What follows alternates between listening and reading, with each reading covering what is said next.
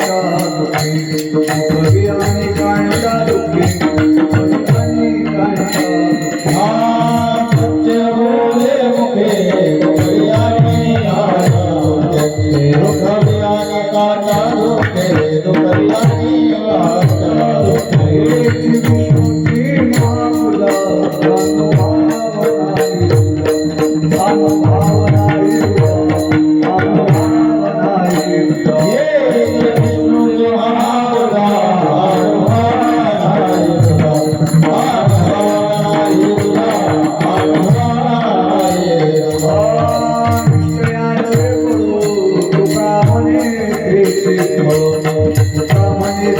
फळ तुका म्हणे तेचे फळ निश्चयाचे फळ तुका म्हणे तेचे फळ तुका म्हणे तेचे फळ तुका म्हणे तेचे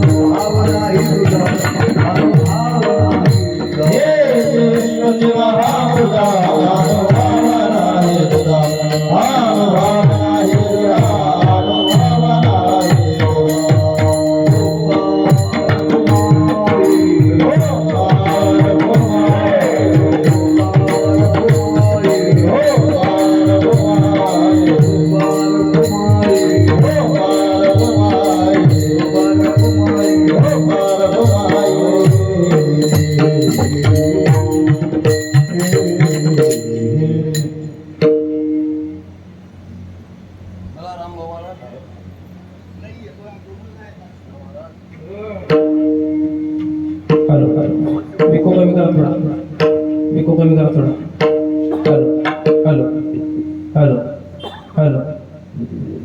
हॅलो हॅलो थोडा नॉर्मल द्या मिको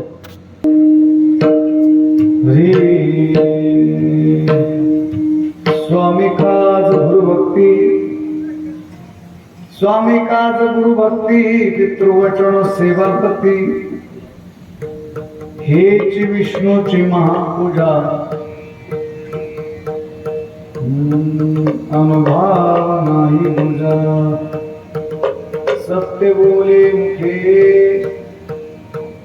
सत्य बोले मुखे दुःख विराणिकांच्या दुःखे हेच विष्णूची महापूजा अनुभाव नाही पूजा निश्चयाचे बळ तुका म्हणे तेची फळ हेच विष्णूची महापूजा अनुभावना निरुजा समचरण सरोजम सांद्र नीलापुरा जगनंद पाणी मंडनम वंदना तरुण तुलसी माला कंदरं कंजनेत्रं सदय धवलहासं विठ्ठलं चिन्तयामि विठ्ठलं चिन्तयामि पांडुरंगाकडे प्रथम नमन दुसरे संतांची त्यांच्या कृपादाने कथेचा विस्तार बाबाजी सद्गुरु दास तुका कलावज्ञ जीवोद्धरा थावतारं कलांकांक तेजोदिका मोदिवक्रम कलानिशवादापनोदार दक्षं समाधिस्तमूर्तिं भजे ज्ञानदेवं नमो ज्ञानेश्वर नमो ज्ञानेश्वर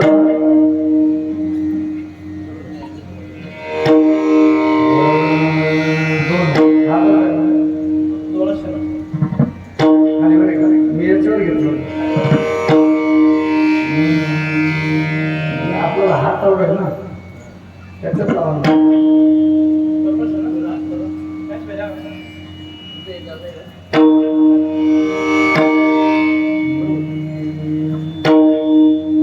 नमो ज्ञानेश्वरा निवृत्ती उदारा सोपान देवा मुक्तावली नमो त्रिभुवनावली आद्यत्रयधनी देवाची शुक्लां ब्रह्म विचार सार परमा माध्यम जगद्व्यापिनी वीणा पुस्तकधारिणीं भयदां जाड्यान्धकारापहां हस्ते स्फाटिकमालिकां विदधतीं पद्मासने संस्थितां वन्दे तां परमेश्वरीं भगवतीं बुद्धिप्रदां शान्तां प्रभु के चरणों में सदा पुण्य पुण्य करो प्रणाम कहो तुझे भूलो नहीं मेरे प्रियतम श्याम भक्ति भक्त भगवंत गुरु चतुर नाम बपुएक इनके भगवंदन करू नासत विघ्न अनेक प्रथम हि गुरु शीश हरि चरणों में ध्यान लगाओ मंगल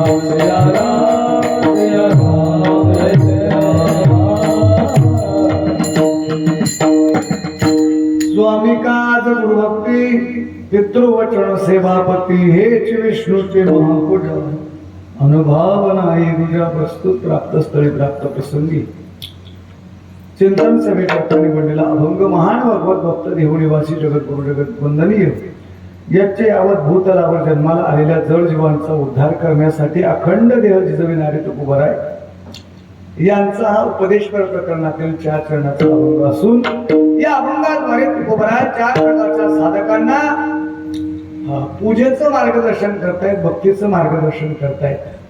अभंगावर काही बोलण्याआधी अल्पसा पर्याय द्यायचा तो असा. सगळ्यांना माहिती आहे 3 वर्षापूर्वी हे तृतीय पुण्यस्मरण वैकुंठवासी पूजनीय लक्ष्मण बाबा यांचा हा पुण्यतिथी महोत्सव या ठिकाणी संपन्न होतोय. जवळजवळ आजचा 5वा दिवस, 4था दिवस.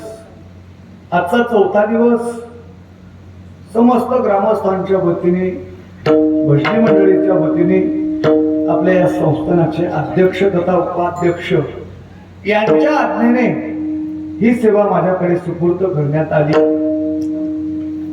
मला असं वाटतंय मागच्या वर्षी मला आज्ञा केली होती, पण काही अपरिहार्य कारणास्तव मला येणं झालं नाही. तरी सुद्धा तेच प्रेम, एवढंच प्रेम पुन्हा दाखवून या ठिकाणी पुन्हा मला आज्ञा करण्यात आली. आणि आता तर मग आपल्या नेहमीच्या प्रमाणाप्रमाणे सेवके सांगितलेले काम येथे होतोपण कामा नाही. या अनुषंगाने पूजनीय बाबांचा पुण्यतिथी महोत्सव पहिल्या वर्षी मी आलो होतो, पहिल्या वर्षी थांबलो होतो. मागच्या वर्षी मला जमलं नाही. या वर्षी पुन्हा माझी हजेरी लागली. बाबांची सेवा माझ्याकडून त्या ठिकाणी घडणारे याचा मनस्वी मला आनंद आहे. माझ्या समोर बसलेले आपल्या या संस्थानाचे, या आश्रमाचे अध्यक्ष पूजनीय सुखदेव बाबा अर्थात कन्हैया महाराज, त्यांच्या शेजारी बसलेले आदरणीय आमचे गरड बाबा, प्रलंगाचार्य, आपल्या या संस्थानाचे उपाध्यक्ष, आमच्या लक्ष्मण बाबांचे आवडते शिष्य, निस्सीम प्रेम करणारे आणि त्यांची सुद्धा बाबांवर तेवढीच निष्ठा असे असणारे आमचे भमदास महाराज, वाल्मिक महाराज, आदरणीय आमचे ओंकार महाराज, रामकृष्ण महाराज, कृष्णा महाराज, केदार महाराज, आपल्या गावातील परिसरातील भजनी मंडळ याचं व्यवस्थापन जे चोखपणे पार पाडतायत आमचे जनार्दन महाराज, विनेकरी महाराज. हे म्हातारा झाल्यावर असं दिसेल, माझं भविष्य आरसा, माझा भविष्यातला आरसा, ज्यांच्या मुखारबिंदात आपण कथा श्रवण करत आहात ते माझे सहपाठी गुरुबंधू. आम्ही आळंदीला सोबत राहिलो, एकाच मधुकरीमध्ये आले, मधुकरी खाल्ली. आणि असे जसं एखाद्या माहेर वासिनींना बरं का जुनी मैत्रीण भेटावी माहेरी गेल्यानंतर जसा तिला आनंद वाटतो, तसा त्याच प्रकारचा आनंद आमचे शिवाजी बाबा या ठिकाणी भेटले. त्यांच्या मुखारबिंदात आपण भागवत कथा श्रवण करत आहात. सुंदर अशी गोड साऊंड सिस्टीम या ठिकाणी आहे. गावातील परिसरातील बाबांवर प्रेम करणारा हा भक्त परिवार, माता भगिनी अबाल वृद्ध या ठिकाणी सगळ्यांच्या चरणारविंदी मनोभावाने वंदन करतो. आणि अगदी नियोजित वेळेत जरी कीर्तन उशिरा सुरू झालं असेल नसेल, वेळेवर सुरू झाले, पण मला माहिती इकडे टायमाचे खूप बंधनं पाळतायत. हा तुमच्याकडे 10:15 वाजेला कोणीच घराच्या बाहेर दिसत नाही. म्हणजे कीर्तन 10ला संपवावं लागतं, 15 मिनिटात तिकडे चूक. इकडं 10:15 पर्यंत तर अजिबात नाही. 10ला कीर्तनाचा शेवटचा टाइम 8 ते 10 हा तुमच्याकडचा टाइम आहे. बऱ्याच ठिकाणी 7 ते 9 पुणे जिल्ह्यामध्ये, पुणे भागात जर गेलात तर 7 ते 9 कीर्तन संपलं. आणि आमच्या भागात आले तर निवांत या, काही काम नाही. 9:15 कीर्तन 11:30 पर्यंत, काही शपथ 12 वाजेपर्यंत करतात. भरपूर आहे. जसे असलं तसं तिकडं चालतं, निवांत चालतं. कारण आमच्याकडे सूर्य थोडा उशिरा मावळतो बरं का. आमच्याकडे पूर्वेकडनं उगवतो आणि पश्चिमेकडे मावळतो, म्हणून आम्ही निवांत. इकडं तसंच आहे का? तसंच आहे ना? हा सारखं आहे. तुमचं नव्हतं सारखं, जे पूर्वेकडनं उगवतो आणि पश्चिमेकडे मावळतो. ऐका, पूजनीय बाबांची पुण्यतिथी महोत्सव, बाबांचाही माझ्या जीवनामध्ये बरं का सहवास लाभला. अशा काही गोड आठवणी आहेत बाबांच्या, अशा काही गोड आठवणी मला बाबा देऊन गेलेत की त्या मरेपर्यंत मला सांगाव्याशा वाटतील. आमच्या बामदास दादांना माहिती या भागात मी इकडंच कुठं बीएड केलं, मी परत पळायला. बीएड झाल्यावर बाबांनाही आनंद, बाबा माझ्याकरता बाबा बरं का उन्हाळ्याचे दिवस भाऊंना भेटण्यासाठी, नाता भाऊंना भेटण्यासाठी कोणत्या शाळेवर जागा होती, संस्कृतची जागा. चला माझ्या म्हणजे तो मी सांगतो भाऊंना, चला. दुपारच्या वेळेस मला बाबा घेऊन गेले. स्वतःची पर्वा केली नाही, ऊन किती आहे काय किती आहे. असे लढीवाळ, असे प्रेम करणारे आमचे बाबा. बाबांचं प्रवचन अगदी ऐकण्यासारखं असायचं. बाबांच्या प्रवचनातले काही काही मुद्दे असे होते, डोंगरावरनं पाय काढला आणि कुठे ठेवला, रोई खेळा, मग चांगदेव, शिवली, असे काही काही गोडे किस्से असायचे. आणि एखादं प्रमाण दिलंच का बाबा म्हटलं स्वाभिमान म्हणायचे, आहेच प्रमाण, चांग देव म्हणे, आजी जन्म आलो आणि गुरुपुत्र झालो. असे काही प्रमाण ठराविक प्रमाण होते. अशा गोड काही आठवणी बाबांच्या होत्या. आजही त्या आठवणी, आजही तो चेहरा बाबांचा पाहिला की मन भरून येतं बरं का. डोळ्यात अश्रू येतात. असे बाबा म्हणजे असे होते, बहुआयामी बाबा होते. जसं असलं तसं वातावरण करून टाकायचे. कधी कधी बाबा काही ना काही मनात आलं की काही नकला करायची. काय करतील बाबा सांगता येत नव्हतं. काठी हातात घेतली कीर्तनामध्ये, मला वाटतं शेवटी थेंब्याला उमेश बाला काहीतरी सांगत होते जाता जाता बरं का. एकदा तर जोरात असं कुठले जोरात आळत दिली, माऊली शिंदे माऊली शेजारच. काय बाबा तुम्ही नाही हो, आळंदीची माऊली. आणि तो एक मनोज होता, मनोजला लक्ष द्यायला पाहिजे. त्याला एक डोळ्यांकडे जास्त दिसायचं. तिकडे बसला होता. त्या मनोज करता सहज त्यांनी मारुतीरायाचा स्तोत्र मनोज असं म्हटलं तर मनोज काय बाबा ते पुढचं म्हणून टाकलं, मनोज मारुतुल्य वेगम जितेंद्रियम बुद्धिमतामष्टम. असं बाबा काही ना काही करायचे, सगळ्यांना माहिती. असे बाबांचा हा पुण्यतिथी महोत्सव या अनुषंगाने मी अभंग घेतलेला आहे तुकोबरायांचा. तुकोबरा या ठिकाणी मार्गदर्शन करतायत, उपदेश करतायत. ऐका, या पहिल्या चरणामध्ये 4 प्रकारच्या वर्गाला उपदेश केलेला आहे. आता मला एक गोष्ट पुन्हा आठवली. दौऱ्यामध्ये आणि आपल्या मंडळीमध्ये आल्यानंतर फार काही शिकायला मिळतं. बारीक बारीक गोष्टी शिकायला मिळतात. मी अभंगाचं सांगतो, या अभंगावर मी कीर्तन करायचो त्यावेळेस अनुभव म्हणायचो मी. अनुभव नाही तुझ्या शिवाजी बाबा. तर दौऱ्यामध्ये मला मोठे बाबा, माझा बाबा मोठ्यांनी सांगितलं अनुभव नाहीये, तुम्ही गाथा पाहिली का? म्हटलं नाही बाबा, मी नवीन होतो. गाथेमध्ये पहा काय शब्द आहे, तर तिथं अनुभव आहे. हा एक मुद्दा. अशा बारीक बारीक गोष्टी. आणि आता मागे आमच्या तुळशीराम बाबांनी सुद्धा जाता एक मार्गदर्शन केलं. आपली जी परंपरा आहे संस्थेची, अभंगाचा भाव लगेच सुरुवातीला सांगायचा नाही. अभंगाचा थोडक्यात प्रतिपाद्य विषय एका शब्दात सांगून प्रस्तावना आणि मग पदापदाचं चिंतन करत असताना मग त्याचा भाव मांडायचा. सुरुवातीला भाव सांगून दिला तर पुढे काय सांगणार असं तुम्ही सांभाळायला बोलले. त्या दिवसापासून तर आजपर्यंत तो नियम मी आता केला. आणि तो अगदी खरंच येते. सांगतानाही थोडासा आनंद वाटतो, कारण सिक्रेट गुप्त राहतं थोडस. आता पुढे काय आधीच सगळा पिक्चर मोकळा करून द्यायचा, दुसरं ट्रेलर दाखवायचं. पिक्चर मध्ये काही सस्पेन्स असतात ते सस्पेन्स पुढे दाखवावं लागतात ते लगेच सुरुवातीला दाखवू नये शेवटी नेमकं काय होणार आहे हे शेवटपर्यंत श्रोत्यांच्या मनामध्ये संभ्रम निर्माण झाला पाहिजे शंका उपस्थित केली पाहिजे त्या शंकेचं समाधान केलं पाहिजे अशा बारीक बारीक गोष्टी अभंग सोडवण्याची पद्धत ही परंपरा आहे पूर्णाम गुरु मामासाहेब दांडेकरांनी ही परंपरा घालून दिलेली अशी सुंदर परंपरा म्हणून तर ही दिव्य परंपरा सद्गुरु जोग महाराजांची नाही का आणि या परंपरेत जर आपण असू तर या बारीक बारीक गोष्टी शिकायला पाहिजे आणि शिकण्यासाठी वय नसतं म्हणून मरेपर्यंत हा विद्यार्थी असतो या अनुषंगाने ती गोष्ट शिकली आता 4 प्रकारच्या लोकांना उपदेश करतायत थोडक्यात प्रस्तावना अशी करू प्रस्तावनेला काहीतरी विषय करावा लागतो म्हणून तुकोबाराय उपदेश करतायत मार्गदर्शन करतायत तुकोबारांना प्रश्न करू का उपदेश करतायत कशासाठी उपदेश करतायत उपदेश करण्याचं कारण काय तुम्हाला जेवण जात नाही का महाराज काय गरज आहे समाजाला उपदेश करण्याची अहो जो समाज तुम्हाला त्रास देतोय नाही का जो समाज तुम्हाला मान्य करत नाही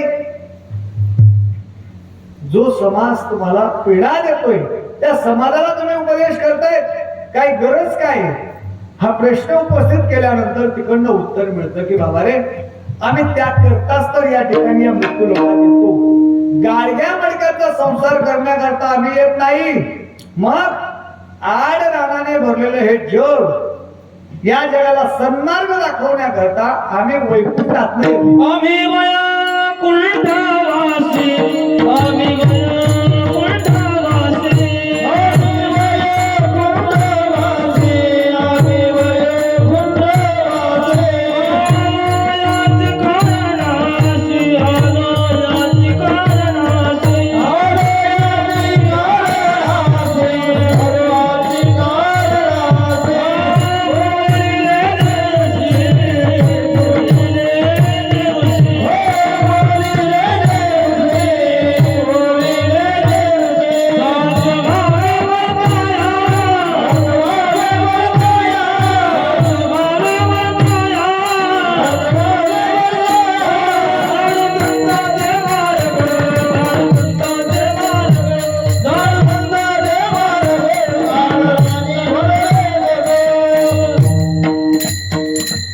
आम्ही वैकुंठवासी आलो याच कारणाशी चकारात्मक सांगतात हेच कारण दुसरं नाही येथे उपकारासाठी आले घरजा वैकुंठी खळा खोटा निवाळा उजळावया आलो वाटा खरा खोटा निवाळा येतात ते हेच काम करण्याकरता नवे नवे भगवान परमात्माने त्यांची निर्मिती त्या कामाकरताच केलेली असे एक सुभाषितकार सांगतायत सुभाषितकार म्हणतात 7 गोष्टी या पृथ्वी तलावावर उपकाराकरता त्यांची निर्मिती झालेली कोणत्या 7 गोष्टी ऐका रविश्चंद्र घना वृक्षा नदी गावष्ट सज्जना हे ते परोपकाराय युगे देवेन निर्मिता रविश्चंद्र घना वृक्षा नदी गावष्ट सज्जना 7 गोष्टी सांगितल्या त्यामध्ये पहिली गोष्ट काय रवी नाम सुरुवातीला ज्याचं नाव काय रवी म्हणजे सूर्य आपल्यावर उपकार करतो काय करतो तो सूर्यप्रकाश देतो सूर्यप्रकाश देतो पण कधी काही मोबदला घेतो का नाही मोबदला न घेता तो देतो म्हणून तो आपल्यावर उपकार करतो चंद्र आपल्यावर उपकार करतो चंद्राची शीतलता नाही का जे आपण अन्न खातो ते चंद्रामृतात तयार होतो चंद्राचे उपकार आहेत रविश्चंद्र घना ढगाचे उपकार आहेत ढगाचे पावसाळ्यात तर उपकार असतातच पण उन्हाळ्यात सुद्धा मध्ये मध्ये तो उपकार करायला येऊन जातो म्हणून तो पंजाब ढग आपल्याला मेसेज देतो येत्या 8 दिवसात वादळी वाऱ्यासह गाऱ्यांच्या पावसाची शक्यता आहे हे ढग आपल्याला पाऊस देतो ढगाचे उपकार आहेत रविश्चंद्र घना वृक्षा झाडाचे आपल्यावर उपकार आहेत झाडाचे अनंत उपकार आहेत झाडाचे उपकार फक्त आपल्याला एवढ्या 4 महिन्यात प्रकर्षाने जाणवतात नाही का हे जे 4 महिने आहेत ना ज्यावेळेस मोटरसायकल आलो आपण दारापुढे का मग दुसऱ्याच्या अंगात पाहतो कुठे झाड दिसतंय का पण आपली बोंब पडत नाही झाड लागेल ती गाडी लावायला आपल्याला झाड लागतं, पण झाड मात्र आपण लावत नाही. या उन्हाळ्याच्या दिवसात झाड कुठं दिसेल? अहो गाडी चालवताना रस्त्याचं झाडे नसतील ना, तर तिथं असं वाटतं गाडी इथून कधी आपण पुढे काढू. आणि ज्यावेळेस एखादं ठिकाण असेल की तिथं दाट जंगल म्हणजे असं झाडं असतात, त्यामुळे सहज तो एक्सिलेटरचा पाय वरती होतो की थोडं सावलीचा आनंद घेऊ द्या. झाड आपल्याला सावली देतो. फळ असलेलं झाड, एखाद्या झाडाला फळ, आता आंब्याचे दिवस आहेत हा, आंब्याच्या दिवसात त्या आंब्याला जर आपण खालून दगड मारला तर ते झाड आपल्याला काय देतं दिदी? का आंबा देतं का कैरी देतं? कैरी का आंबा? कैरी ना पहिले नंतर आंबा. हा, झाडाला दगड मारला तर झाड काय देतं? कैरी देतं, आंबा देतं. बरोबर आहे की नाही? हा, आता हाच प्रयोग तुम्ही वेगळा करून पहा. एखादा माणूस जर पिशवीमध्ये आंबे घेऊन चालला असेल, त्याला दगड मारून बघा. झाडाला दगड मारल्यावर झाडाने तुम्हाला आंबा दिला, फळ दिलं. एखादा माणूस पिशवीमध्ये आंबे घेऊन चालला असेल, त्याला जर आपण दगड मारला तर तो देईल का आंबे? हा, आंबे नाही देणार. दगड किती जोराने लागलाय त्याच्यावर अवलंबून तो काय देईल. दगड जर साधारण लागला असेल तर तो शिवी देईल, आणि दगड चांगलाच लागला असेल तर पिशवी खाली ठेवून तो तुम्हाला पुन्हा रट्टा दिल्याशिवाय राहणार नाही. माणसाला दगड मारल्यावर माणूस शिवी देतो, परत मारतो. झाडाला दगड मारल्यावर झाड फळ देतं. ऐका, हे झालं 32. झाड का महत्वाचं अजून ऐका. शाळेमध्ये शिकवलं गेलं झाडापासून आम्हाला महत्वाचा वायू मिळतो. कोणता वायू मिळतो झाडापासून? ऑक्सिजन. वा, हुशार आहे तू. थोडी लांब बसली. तुला या वयात गुडघ्याचा प्रॉब्लेम झाला मला विशेष वाटतंय. नाही ना? गुडघ्याचा त्रास नाही ना काही? बरं, हे मला शंका आली. असू द्या, बसू द्या, बसू. ऑक्सिजन वायू, बरोबर आहे दिदी? हा, ऑक्सिजन. झाड दिवसा ऑक्सिजन देतं आणि रात्री जी महिल मी कुठेच्या कीर्तनाला येऊन गेली गडी माझ्याचकडे पाहता आता सांगतोय. आता तू एकटी कीर्तनाला, तू शाळेमध्ये जाणारी ऐक, रात्री कार्बन डायऑक्साईड. आता तुझ्या झाडाखाली बसते, रात्री ते कार्बन डायऑक्साईड देईल. म्हणून रात्री जुने लोक म्हणायचे झोपताना रात्री झाडाखाली झोपू द्यायचे का? त्यांना कारण माहिती नसायचं. बरं, हे वैज्ञानिक कारण माहिती नाही त्यांना, पण त्यांचे पूर्वज सांगायचे, त्यांचे पूर्वज म्हणायचे झाडाखाली रात्री झोपू नये. हा, मी लहान असताना मला एवढंच माहिती होतं. बरोबर आहे की बाबा? हा, पण त्याला वैज्ञानिक कारण होतं. वैज्ञानिक कारण माहिती नसताना आमचे पूर्वज परंपरेने सांगत आले झाडाखाली झोपू नका, झाडाखाली झोपू नका. कारण रात्रीचं झाड कार्बन डायऑक्साईड आणि दिवस ऑक्सिजन. एक असं झाड आहे की ते झाड 24 तास तुम्हाला ऑक्सिजन वायू देतो. त्या झाडाचं नाव माहिती तुम्हाला? महिला मंडळ, तुळस. वा, म्हणून आपली परंपरा आहे, सनातन हिंदू परंपरेमध्ये प्रत्येकाच्या घराच्या मागच्या बाजूला तुळशी लावली जाते. घराच्या पुढच्या बाजूला का मागच्या बाजूला? नाही महाराज, आमच्या अंगणामध्ये तुळस असते. अंगणामध्ये तुळस लावली जाते का?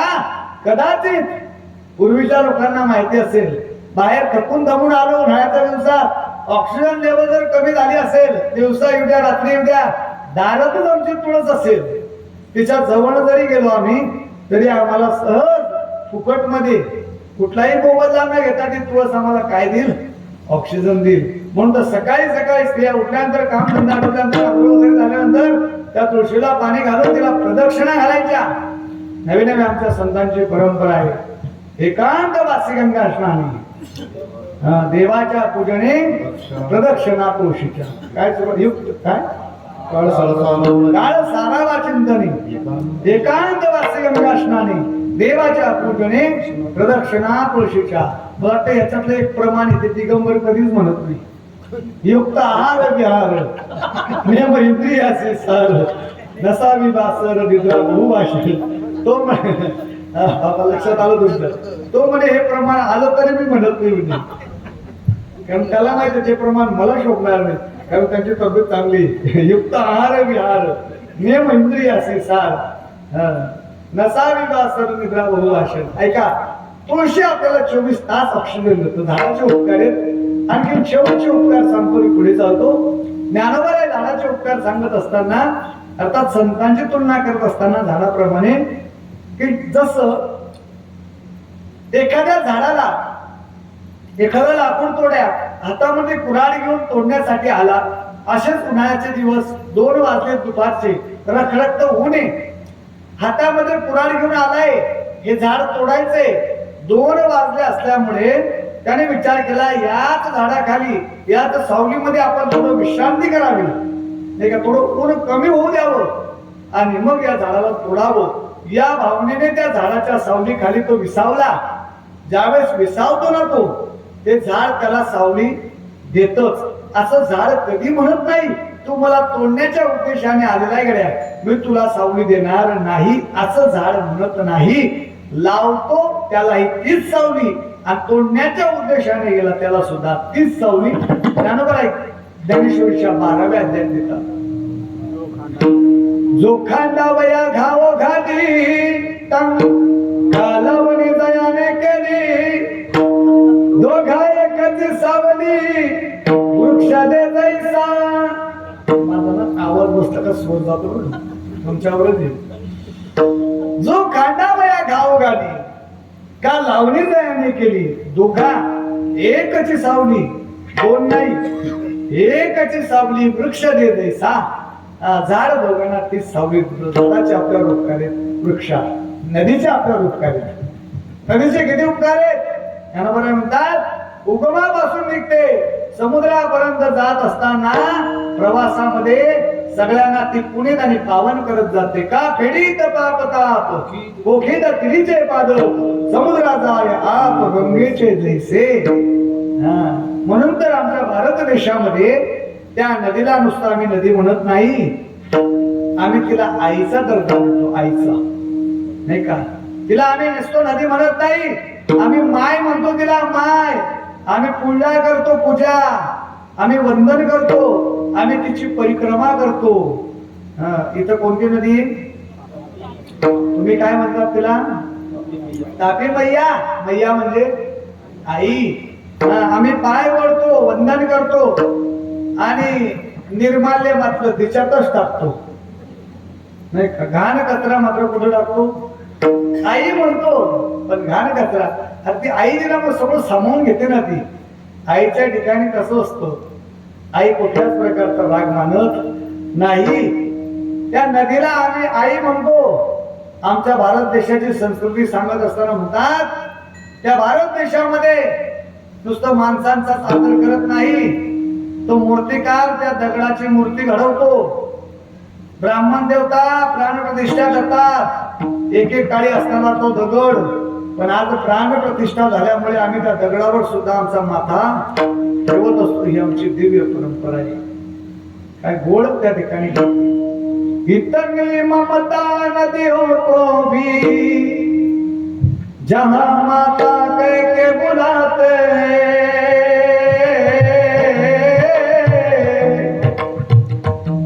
इतना आदर इंसान को क्या पत्थर भी पूजे जाते हैं.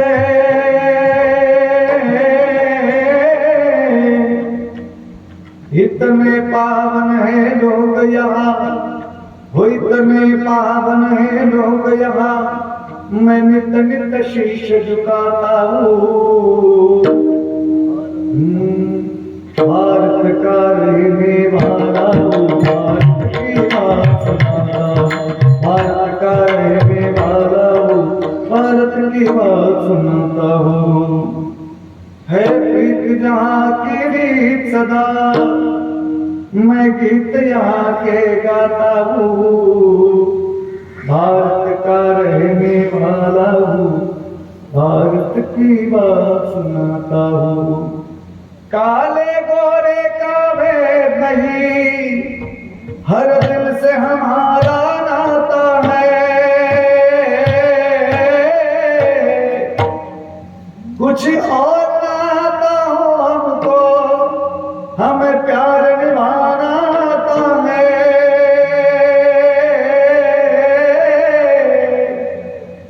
इतने पावन है लोग यहाँ,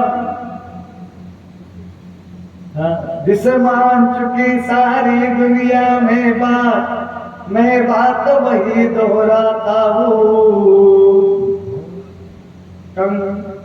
भारत का रहने वाला हूँ, भारत की बात सुनाता हूँ। 500 राष्ट्रीय बोलता गेला म्हणजे बोलतही बरोबर आहे, हा नव्हत्या फक्त देत जा, देत नाही ना तुम्ही. आई ते द्या, ते नका द्या, नाही ते. अरे आम्ही प्रेम देतो, प्रेम, पण तरी सुद्धा काही नीतिभ्रष्ट बुद्धिभ्रष्ट लोक नाही का आमच्या यात्रेकरूंना मारतात. अरे आम्ही या जगाला प्रेम देण्यासाठी आलोय, हा प्रेम देण्यासाठी आम्ही आलोय. आमच्या देशाने या कोरोना काळात सुद्धा इतर देशांना औषधी दिली, पण काही देश असे त्यांच्या देऊन सुद्धा ते मानत नाही. बॉम्बस्फोट, आतंकवाद, यात्रेकरूंना मारणं, अशी काही देशात अशाही काही संस्कृती. पण माझा देशाची दिव्य परंपरा आहे. नदी आपल्यावर उपकार करते, नदी गावश्य गोमाता आपल्यावर उपकार करते. आणि 7वी गोष्ट अर्थात सज्जन, सज्जन म्हणजे संत, संत देखील आपल्यावर उपकार करतात. नवे नवे संतांचे किती उपकार आहेत काय सांगू आता. संतांचे उपकार मज निरंतर जागविती, जगाचा कल्याणा संतांच्या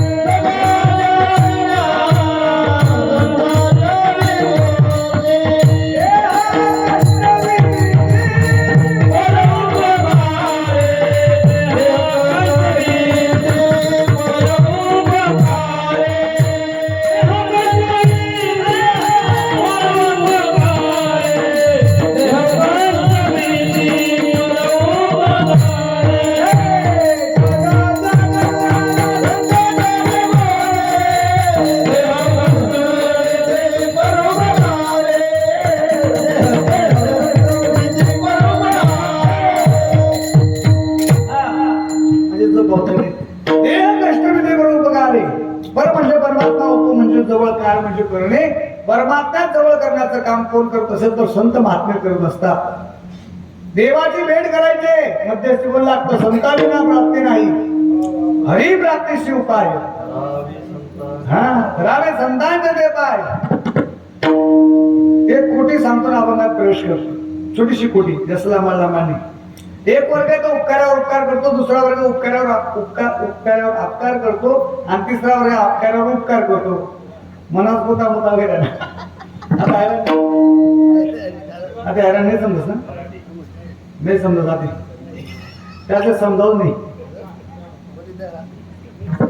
तुम्ही समजत का नाही भाषा हा म्हणा काही धुळे तिला नव्हते मग. आता एक वर्ग तो उपकार्यावर उपकार करतो, दुसरा वर्ग उपकार्यावर अपकार करतो, आणि तिसरा वर्ग अपकार्यावर उपकार करतो. 3 वर्ग उपकार्यावर उपकार. पुराणाचा दृष्टांत, पांडवांनी राजस्व यज्ञ केला, त्या राजस्व यज्ञामध्ये तांदळाचा एक शीत खाल्ला होता. कोणी?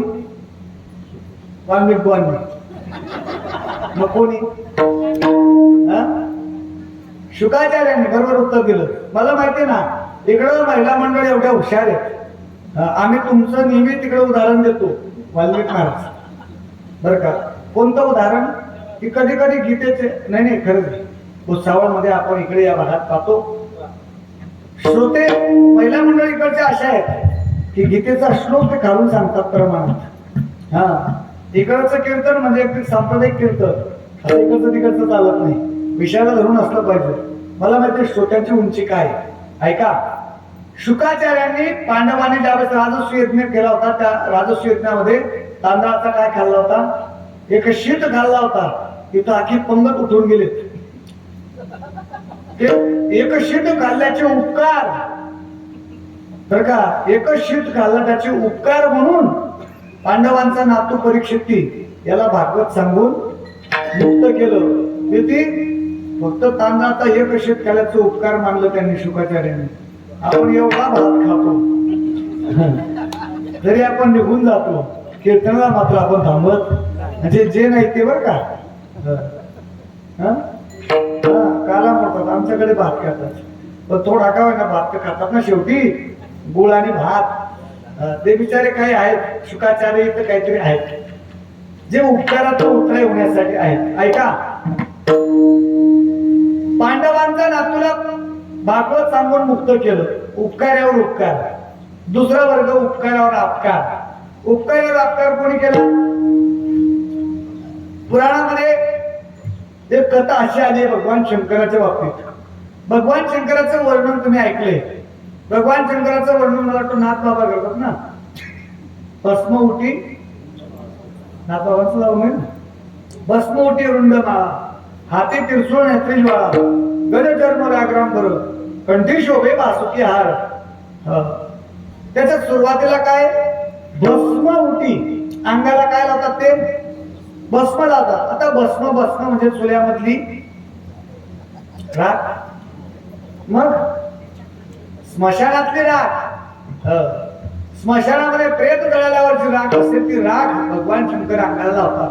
आता दररोज भगवान शंकर अंगाला ती राख लावायची. भगवंतानी पाहिलं अरे आपल्याला दररोज जावं लागतं ह्या नाहीला. आपण देवादिदेव महादेव आहे. छोटे छोटे लोक असिस्टंट ठेवतात नाही का. छोटे छोटे लोक पीए ठेवतात आणि मी तर देवादिदेव महादेव. मग त्यांनी काय केलं त्या भस्मामधनं जे खडा काढला आणि त्या भस्मापासून एक तयार केला सेवक जो भस्मापासून तयार झाला होता म्हणून त्याचं नाव काय ठेवलं भस्मासूर. त्या भस्मासुराकडे एकच काम दररोज भस्म आणून द्यायचे. दररोज भस्म आणून द्यायचे. काय झालं 2019 आला. 2019 नंतर 2020 आला. 2020 आल्याबरोबर 5-5 मिनिटात भस्म यायचे. 5-5 मिनिटात भस्म. कोणत्या साली 2020. 2021 मध्ये तसंच 5-5 मिनिटात भस्म. पहिलं भस्म संपत नाही की दुसरं भस्म. मग 2023 भस्म थोडस कमी झालं. लाट येणार होती पण ती लाट दिवस गेली. 2023 मध्ये कमी झालं. मग तो भस्मच मिळत नाही. रिकाम्या हाताने आला.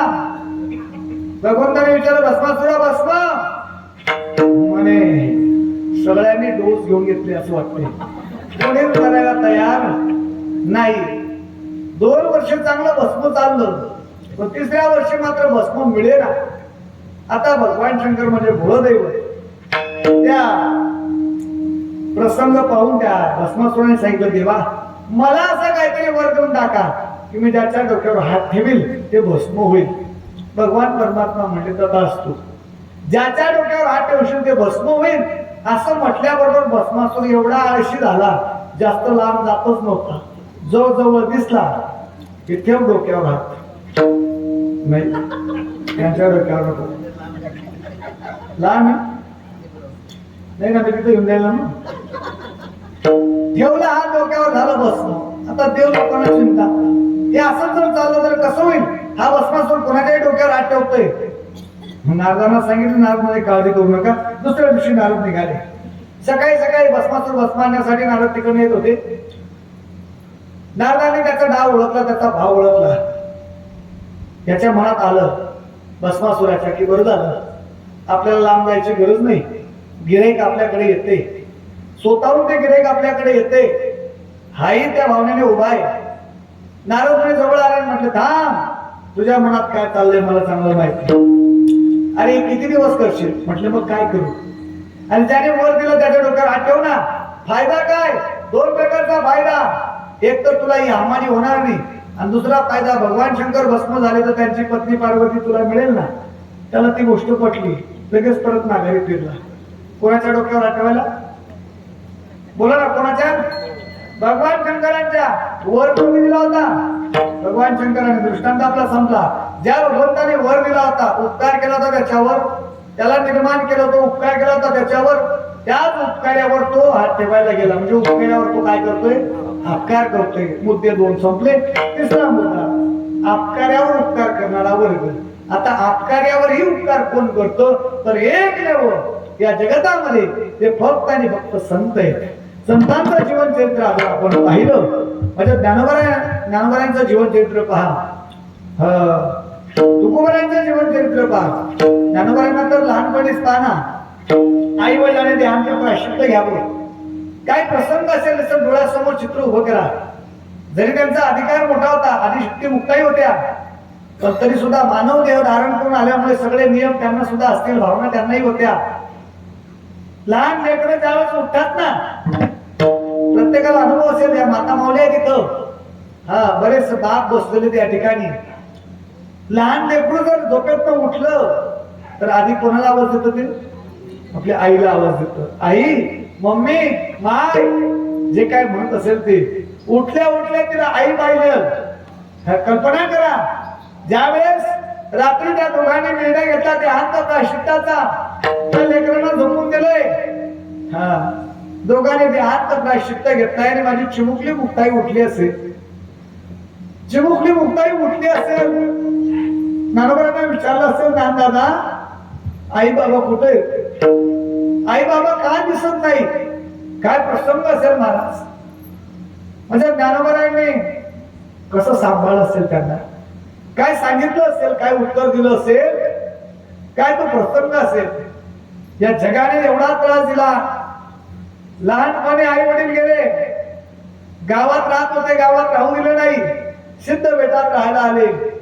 भूक लागल्यामुळे मधुकरीसाठी आनंद द्यावं, प्रत्येकाच्या दारापुढे झोळी पसरावी, आवाज द्यावा, मधुकरी विटाळ होईल यांचं तोंड पाहिल्यानंतर म्हणून दरवाजा लावून घ्यावा. एवढा त्रास दिला, एवढा त्रास दिला. अरे एखाद्या माऊलीने जर मधुकरी दिली असेल झोळीमध्ये, ती मधुकरी घेऊन माझे ज्ञानोबा आहे मनातल्या मनात आनंद व्यक्त करत, माझ्या मुक्ताईला भूक लागलेली, मधुकरी मिळालेली, आता ही मधुकरी मी माझ्या मुक्ताईला खाऊ घालेन, या आशेने परत येत असताना विसोबा केतरांसारख्यांची भेट व्हावी, हातातनं झोळी हिसकून घ्यावी, हातातनं झोळी हिसकून घ्यावी, ती मधुकरी मिळालेली जमिनीवर टाकून द्यावी. हा पुन्हा उचलेल की काय म्हणून पायाने लाथाळून द्यावी. एवढा त्रास दिला हो, तरी सुद्धा त्यांना नामदेवरायांचं गुरु बनवावं. या जगताने एवढा त्रास दिला, तरी ज्ञानेश्वरी लिहून संपल्यानंतर आपल्या श्रीगुरूंजवळ मागणी मागावी, किंबहुना सर्व सुखी. हरिपाठातला अभंग आपण नेहमी म्हणतो, अवघाची संसार सुखाचा करीना, आनंद मरे लोक. अवघाची संसार हे काय झालं? या जगताने अपकार केला, तर अशा अपकारी जगतावर सुद्धा संत काय करतात? उपकार करतात. म्हणजे तुकोबारायांचं जीवन चरित्र पहा. तुकोबारायांच्या अंगावर जाणून बुजून गरम पाणी टाकावं, चुकून नाही, जाणून बुजून. त्या माऊलीला म्हटले नाही का, देवाचा धावा केला, जळ माझी काया लागला दावर केशवा माय बाबा, माय बाबा दावर केशवा माय बाबा. गोपाला पाटील गावीचे लोक, आता मज भीक कोण घाली, आता मज भीक कोण घाली.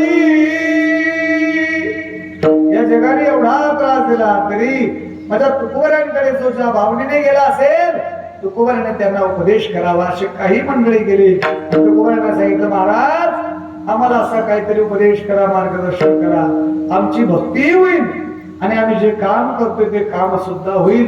चौघांकडे पाहिल्यानंतर तुकोबारांनी मार्गदर्शन केलं, उपदेश केला.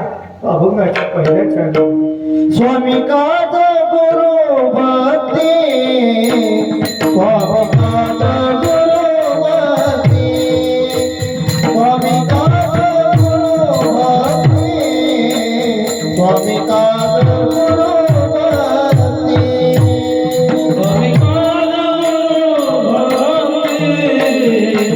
स्वामी पाद गुरु भक्ती स्वामी पाद गुरु भक्ती स्वामी पाद गुरु भक्ती स्वामी पाद गुरु भक्ती स्वामी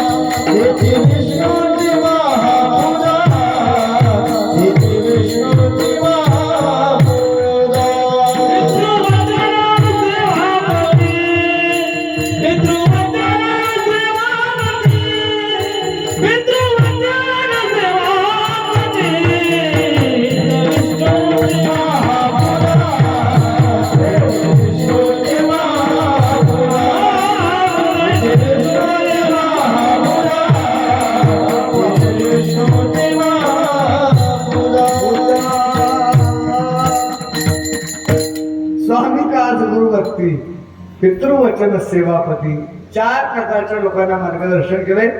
एका एका पदाचा विचार करू आणि नियोजित वेळेत आपण सेवा समाप्त करू. एक 20-25 मिनिटात आपली सेवा समाप्त. स्वामी काज. स्वामी या शब्दाचा अर्थ काय? स्वामी म्हणजे मालक. स्वामीवरी सत्ता. विश्वासातो करी स्वामीवरी सत्ता. बरोबर. स्वामी म्हणजे मालक. आणि काज या शब्दाचा अर्थ काय? काज या शब्दाचा अर्थ आहे सेवा करणारा, सेवेकरी. बर का? काज शब्द आणखीन एक ठिकाणी वापरलाय तुकोबाईने.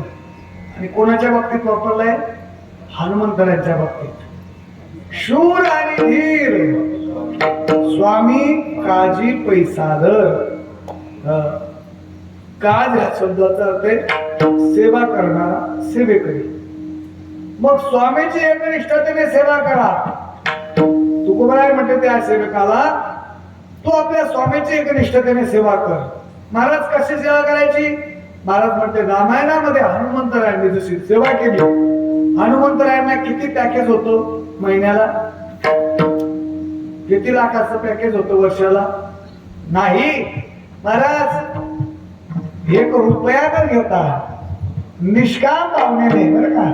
फक्त डिझेल पुरता. निष्काम भावनेने डिझेल सुद्धा नाही. बरं काहीच नाही. नाही तसं काहीच नाही. निष्काम भावनेने सेवा केली. तुम्हाला माहिती असेल जसं मॅच जिंकल्यावर, क्रिकेट संपल्यावर बक्षीस वितरणाचा कार्यक्रम असतो. ज्याने 100 रन केले, ज्याने 50 केले, ज्याने विकेटा घेतल्या, तर मॅन ऑफ द मॅच असं काहीतरी प्रकार असतात. तसं रामायण संपल्यानंतर बक्षीस वितरणाचा कार्यक्रम. हनुमंतराय मात्र या दिदी सारखे एका कोपऱ्यात बसलेले. ते बिचारे बसले त्यांच्या बाकड्यावर शांत बसलेले. आणि इकडे बक्षिसाची लाईन मोठी. सीताबाईंनी पाहिलं लाईन तर मोठी आहे, पण खऱ्या अर्थाने ज्याला सुरुवातीचं बक्षीस मिळावं असा स्पर्धक या ठिकाणी दिसत नाही. तो आहे कुठं? मग सीतामायाचं लक्ष गेलं. तो तिथं बसलाय. मग कदाचित देवाला गर्दीमध्ये आठवण पडली असेल त्याची. देवाला आठवण पडेल का त्याची? अरे तर देवाला संकट पडलं होतं. काय द्यावे त्याची वावे उत्तर आहे. ठेवीत पाहिजे व थोडा, अशी त्याची देवाची अवस्था झाली होती या त्रिभुवनाच्या मालकाची, की माझ्या हनुमंतांना काय देऊ? माझ्याकडे काहीच नाही द्यायला. इतके उपकार झालेले असे देव विचार करतोय. पण मिसेस सूर्यवंशम ते काय ऐकून घेत नाही. सीतामय्या सूर्यवंश देत. निश्चित सूर्यवंशी होती. त्या सीतामय्याला वाटलं देवाला आठवण पडली असेल म्हणून त्यांनी सहज गळ्याला हात लावला आणि नेमकं गळ्यामध्ये माहेरून आलेला होता तो. कुठला होता तो? माहेरचा होता, माहेरचा. हा, नवरत्नांचा हार होता. नवरत्नांचा हार पैकी एका रत्नाची किंमत किती होती? एका रत्नाची किंमत पृथ्वी मोला इतकी होती. पृथ्वी मोला इतकी एका मण्याची किंमत. आणि किती मणी होते ते? 9 रत्न होते ते, 9. एवढा अनमोल किमतीचा तो हार माहेरचा होता, माहेरचा. आता आमच्याकडे अशी म्हण आहे, मला कदाचित इकडं तरी बदल असेल त्या म्हणीमध्ये असं मला आत्मविश्वास वाटतोय. तुमच्याकडे काही ना काही बदल असलाच पाहिजे. आमच्याकडे अशी एक म्हण आहे की माहेरचं बोकड्या काय कुत्र, इकडं पण कुत्रच आहे. मग इकडं हरिण असेल, गाय असेल, बैल असेल, वासरू असेल, बोकड्या असेल, बकरी असेल, पण इकडे मी कुत्रच आहे का? हे सारखंच आहे. आणि इकडे झाकलेली मूठ किती लाखाची? इकडे मी 1.25 लाखाची. मला वाटतं इकडे कमी असेल, जास्त असेल. इथे मी 1.25 लाखाची, तिथे मी 1.25 लाखाची. माहेरचं कुत्र जरी आलं तरी ते गोड वाटत असतं. हा माहेरचा हार होता गळ्यामध्ये, काढला हार आणि हनुमंताला लावला, हनुमंतरा इकडे या. नाही तुम्ही करत बसाव. हनुमंताला सांगितलं सीतामय्या, मी काय सीता आहे का? सीतामय्याने बोलवलं, इकडे या. आणि दिला हार. हनुमंतरांनी काय केलं तुम्हाला माहित नाही, जास्त लांब होत नाही. एक मणी फोडला आहे, एक मणी फोडायचं पाहायचे. तमयाचं लक्ष गेलं, पायाच्या मस्तकात एवढा अनुभव घेऊन गेलं. नवरत्नाचा हार कुशात फोडतात. हनुमंतरा इकडे या, काय करताय तुम्ही? हा, कदाचित मला वाटतं म्हणून तुम्हाला त्यांनी काही दिलं नसावं. तुम्हाला काय किंमत कळणार आहे? काय शोधता काय देतात ते? म्हणजे माझ्या रामप्रभूंना शोधतोय. रामप्रभूंना शोधतायत. सहज सीतामयाने सांगितलं तुमच्यात तरी आहे का तो राम? आहे का? म्हटल्यानंतर छाती फाडून दाखवली. हा, आमचे सुदामबुवा छाती फाडून दाखवायचे. ते बटनांचं असं अशी फाडून दाखवायचे, असे ते फाडून दाखवायचे. मी नाही, त्याच्यावर एक पद आहे,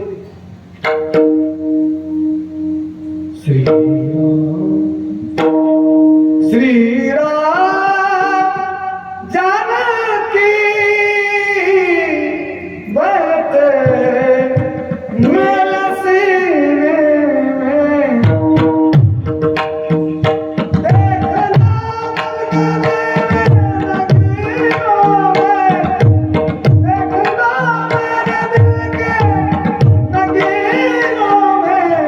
श्री राम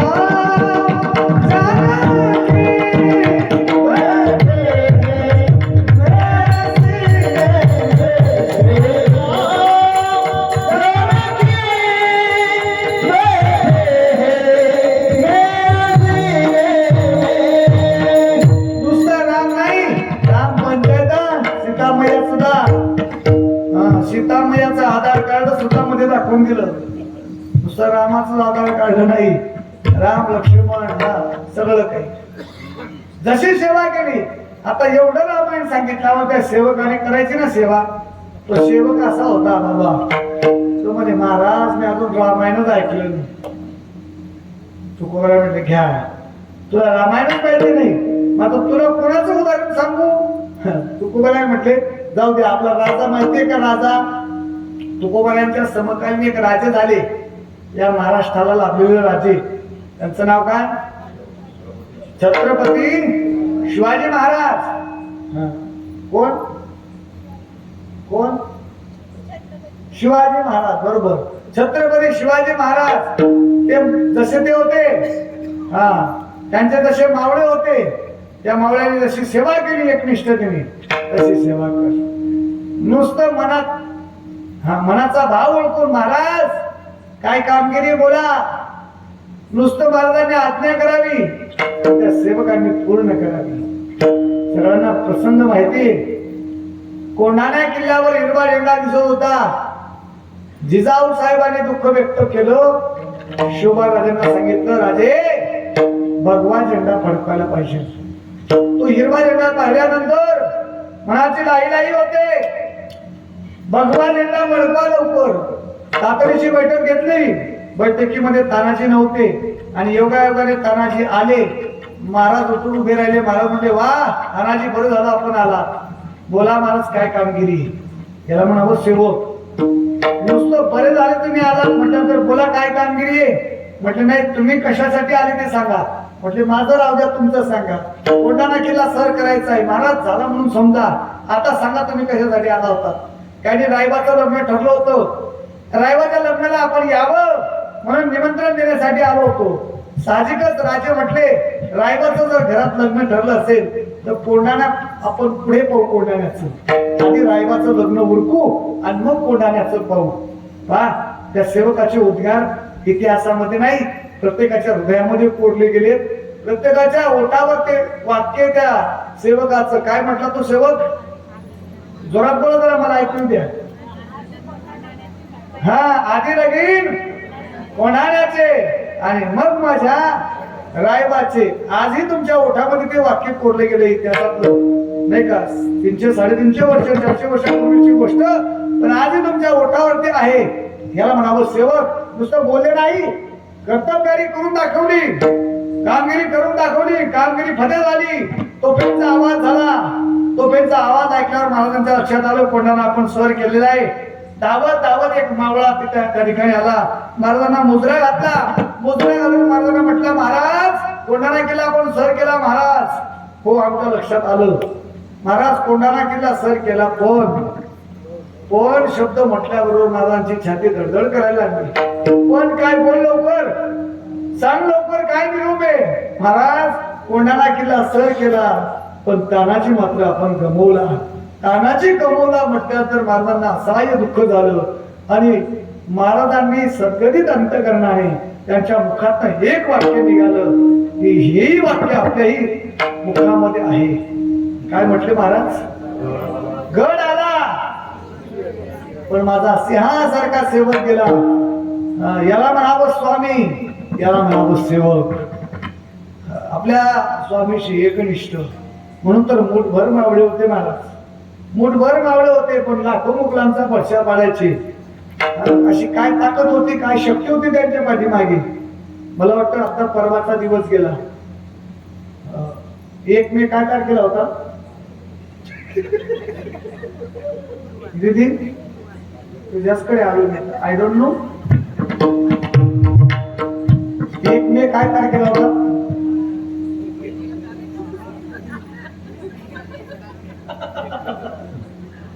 एक मे काय तारखेला होता?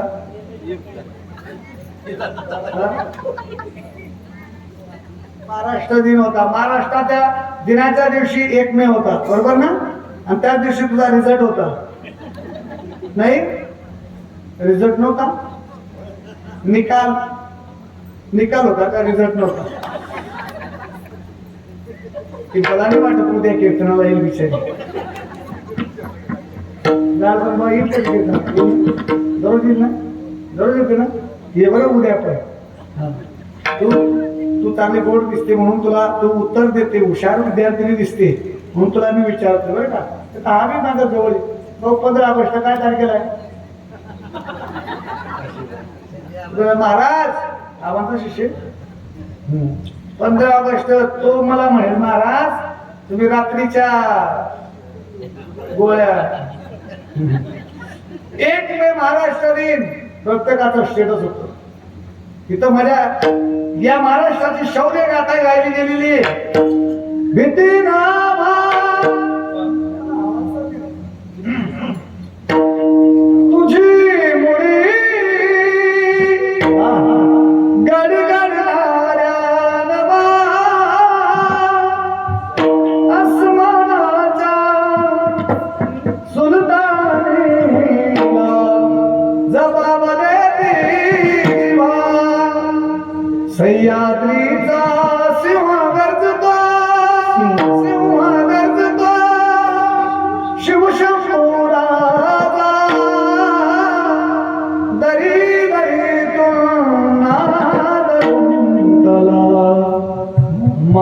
महाराष्ट्र माझा जय जय महाराष्ट्र जय राम महाराष्ट्र माझा जय जय महाराष्ट्र माझा जय राम महाराष्ट्र माझा वरदा कृष्णा कोयना भद्रा गोदावरी एक पणाचे भरते पाणी मातीचा गागरे हिरवळीचा महाराष्ट्र माझा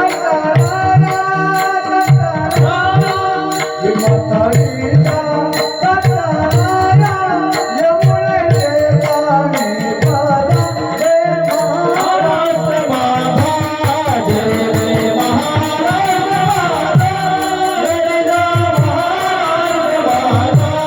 जय राम महाराष्ट्र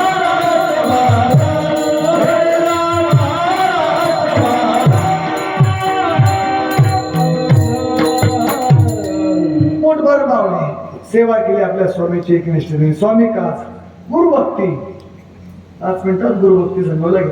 गुरुभक्ती गुरुची भक्ती करा शिष्याला सांगतायत.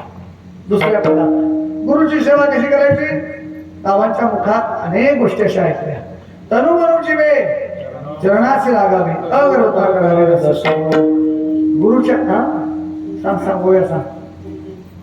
जय जय व शुद्धे उदार हे प्रसिद्धे अनवर्त आनंदे वर्षती विषय व्याले मिठी दुर्लिया मिठी दागे दे तुझे कृपादृष्टी विषय होय तरी कोणाने दापू पोळी कैसनी हो शकू दाई कसा रस कोळी योग सुखाचे सोहळे सेवका बुद्धीने स्नेहाळे सोम सिद्धीचे लळे पाळी शकू आधार शक्तीच्या अंकी वाढ विषयी कौतुक हृदय का शपलकी बघी दिसली. ज्यांनी ज्यांनी पहिलं वर्ष केलं त्यांचं 12वा अध्याय पूर्ण पाठ आहे, नाही का. कारण तो येता जाता कुठे हातात असायचा. शिवाजी बहादर आले मधुकरीला वेळ असेल की काढला 12वा अध्याय वाचत बसा पूर्ण. कारण परीक्षेला असायचा तो.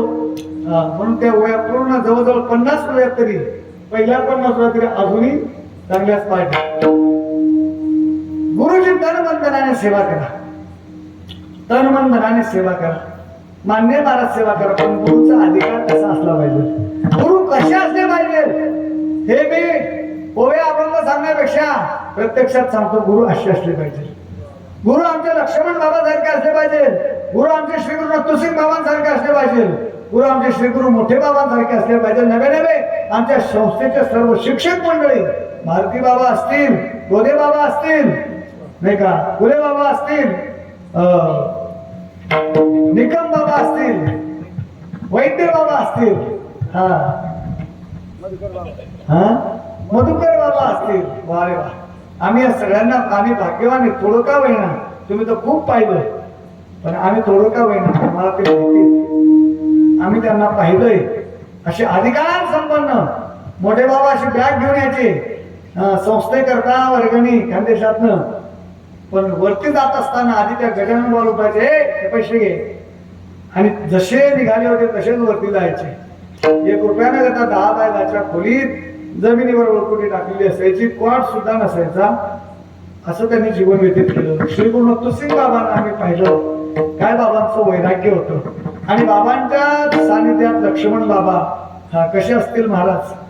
संगत एवढी लाभलेली या सगळ्या मंडळींना संगत लाभलेली बाबांची. या मंडळी म्हणजे आमचा आदर्श हे आमचे मार्गदर्शक आहेत. जीवन जगत असताना गुरु कसे असले पाहिजे. गुरुचा अधिकार काय.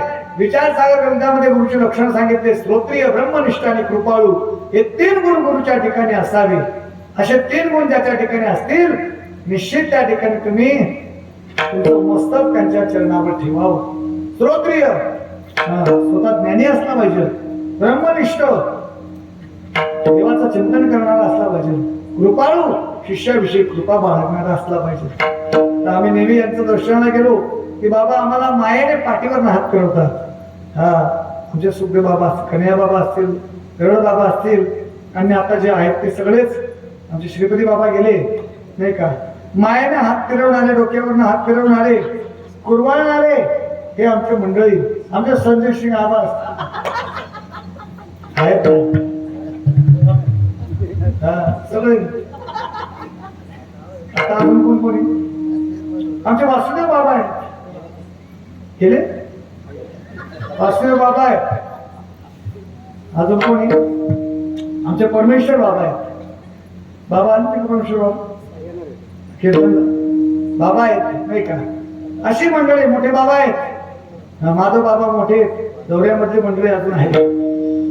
ही मंडळी बाबांच्या सानिध्यात राहिलेली, बाबांच्या जवळ राहिलेली मंडळी यांनी सेवा केलेली आहे. अधिकार संपन्न गुरूंची सेवा केल्यामुळे त्यांनाही तो अधिकार प्राप्त झाला. आपण सारखे करती तात्काळ त्यांची सेवा केल्यानंतर त्यांच्यासारखे ते करतात. म्हणून गुरुभक्ती तिसऱ्या पदार्थ स्वामी का गुरुभक्ती पितृवचन.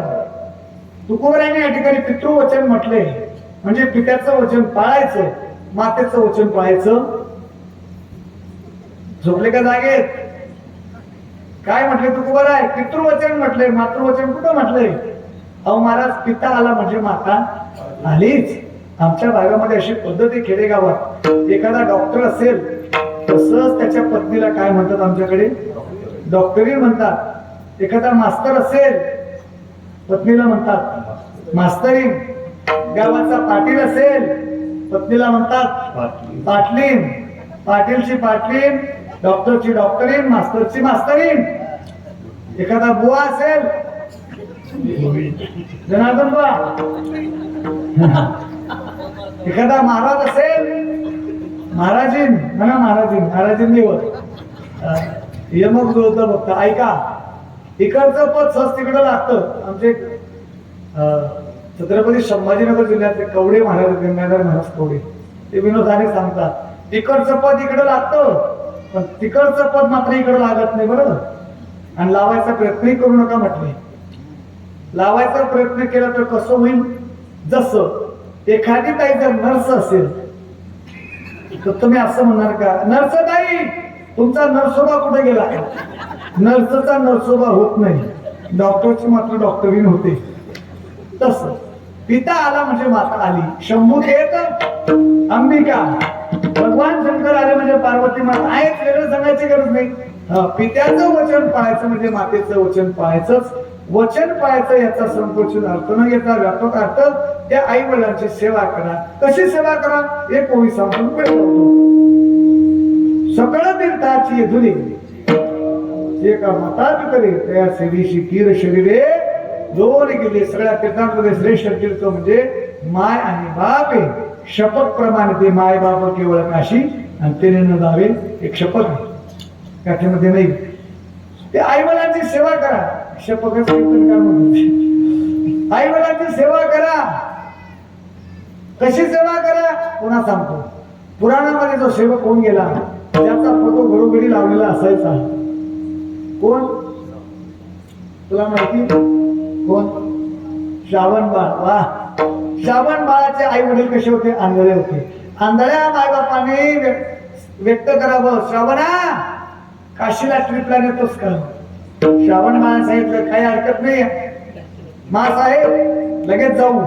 श्रावण गेला घरामध्ये, स्कॉर्पिओची चावी काढून आणली, गाडी धुवून टाकली आणि आई वडिलांना बसून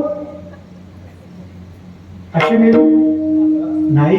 महाराज त्या श्रावण बाळाजवळ कुठल्याच प्रकारची गाडी आताच्या श्रावण बाळांजवळ आहे पण ते नेत नाही, तो भाग वेगळा आहे. पण त्या श्रावण बाळाजवळ कुठल्याच प्रकारची गाडी नसताना कवाड तयार केलं, खांद्यावर उचलली आणि ते नेली. कशी नेली? एक सुरदास एक पद म्हणायचं. मन श्रावण ऐका त्याचे गुण, आई बाप आंधळे बाण, जातो काशीला घेऊन. बाळ श्रावण बाळ श्रावण, पुढे बाप मागे आई, खांद्यावरती कवाड, किर किर किर किर रात्र बोले, बाळ चाले रानात. चमत्कार झाला मध्यरात्रीला, पाण्या वाचून जीव व्याकुळ झाला, व्याकुळ झाला. जगण्यात कठीण बा कठीण बाळ आन पाणी शोधून बाळ श्रावण ऐका त्याचे गुण आई बाप आंधळे वान जातो काशीला घेऊन बाळ श्रावण सगळी कथा या पदामध्ये आहे. अशी सेवा केली. पितृवचन शेवटचं पद सांगतो आणि सेवा समाप्त करतो. 10 वाजले. पितृवचन सेवापती. आता तुमच्याकडे डिपार्टमेंट तुकोबाराने वळवलं, तुमच्याकडे मोर्चा वळवला. आता तुकोबारा तुम्हाला सांगतायत आपल्या पतीचे मनोभावाने सेवा करा. महाराज पतीची सेवा केल्याने काय होतं? तुका म्हणे पतिव्रता आणि तिची देवावरी सत्ता, देवावर सत्ता गाजवणारी पतिव्रता माऊली आहे. पतिव्रतेच्या कथा तुम्ही अनेक वेळा ऐकल्या आहेत. आपल्या या भारतीय परंपरेमध्ये अशा माझ्या महिला माता आहेत. पती कसाही असू द्या पण ते 2 उपवास 3 उपवास करतातच. कोणते कोणते उपवास करतात तुम्ही पतीसाठी? ते बाबळाच्या झाडाला फेऱ्या मारतात. वळाचा इकडे वळत आहे का? वळाचं झाड. कोणती पौर्णिमा असते ती?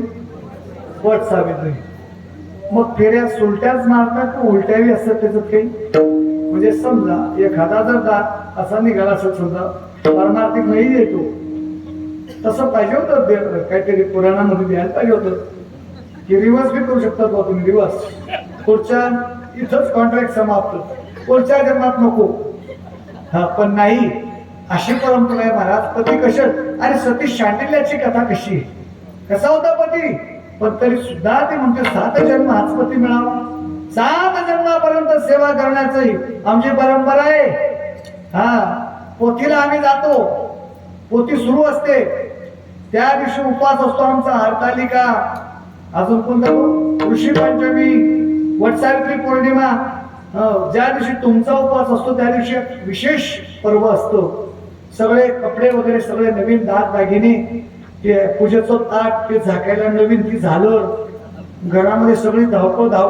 त्या दिवशी स्वयंपाक वगैरे, ज्यांचा उपवास आहे त्यांना सुद्धा स्वयंपाक नसतो. तुमची जेवढी मोठी धावपळ असते आणि अशा धावपळीत ते पतिदेव म्हणतात, आता 1 कप चहा दे ना. हत्ती मध्ये अहो माझी काय धावपळ आणि तुमचा कुठं चहा? आता उपवास कोणा करता? पती करता. जन्मोजन्मी हाच पती मिळावा याच्यासाठी सगळे धावपळ चालू आहे. पण प्रत्यक्षात तो जिवंत पतिदेव म्हणतो मला चहा ठेव. तर ती म्हणते माझी काय धावपळ, तुमचा कुठं चहा? तुम्हीच ठेवून घ्या कडे. तुम्हीच तुमचा ठेवून घ्या. तुम्ही बी अर्धा घ्या, मला बी अर्धा द्या. म्हणजे तुमचं म्हणणं बरोबर आहे. जन्मजन्मी असाच पती मिळावा, त्याने त्याचा चहा ठेवून घ्यावा, अर्धा त्याने प्यावा आणि अर्धा मला द्यावा. अशी पूजा जर आपण केली, किती जन्म केली तरी ती सफल होणार नाही. कशी करा? सती शांडिल्यासारखी, सती अनुसयासारखी, माता सीतेसारखी नाही का? ह्याच्या पतिव्रता सांगितल्या त्या पतिव्रतांसारखी सेवा करा. देवावर सत्ता गाजवण्याची ताकद तुमच्यामध्ये राहील.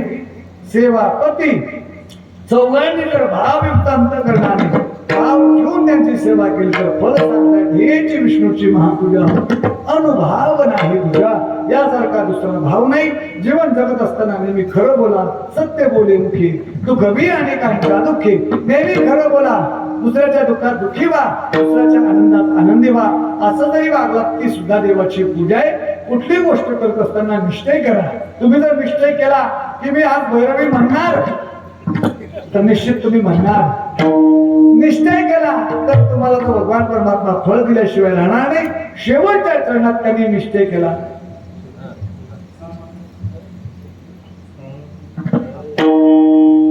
तुका निश्चयाचा